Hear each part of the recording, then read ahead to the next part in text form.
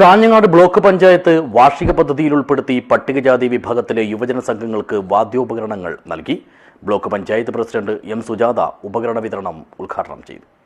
This news sponsored by Bobby Chamanur International Jewelers, traditionally trusted for 162 years.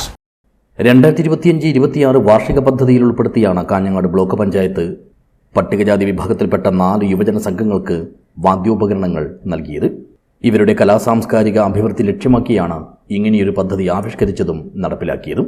Block panchayat president K Sujatha ഉപകരണ വിതരണം ഉദ്ഘാടനം ചെയ്തു.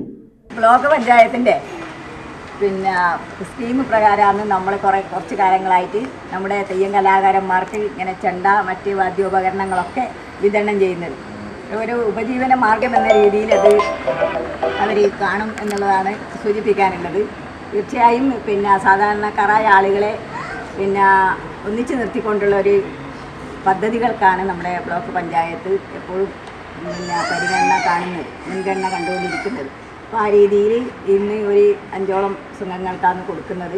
തീർച്ചയായും അവർക്കതൊരു ജീവിത മാർഗത്തിനുള്ള വഴി ഉണ്ടാകട്ടെ എന്ന് മാത്രം സൂചിപ്പിച്ചുകൊണ്ട് ഈ പരിപാടിക്ക് ഔപചാരികമായി ഉദ്ഘാടനം ചെയ്തതായി അറിയിക്കുന്നു. ചടങ്ങിൽ ക്ഷേമകാര്യ സ്ഥിരം സമിതി ചെയർമാൻ PH മുഹമ്മദ് ഹനീഫ അധ്യക്ഷനായി.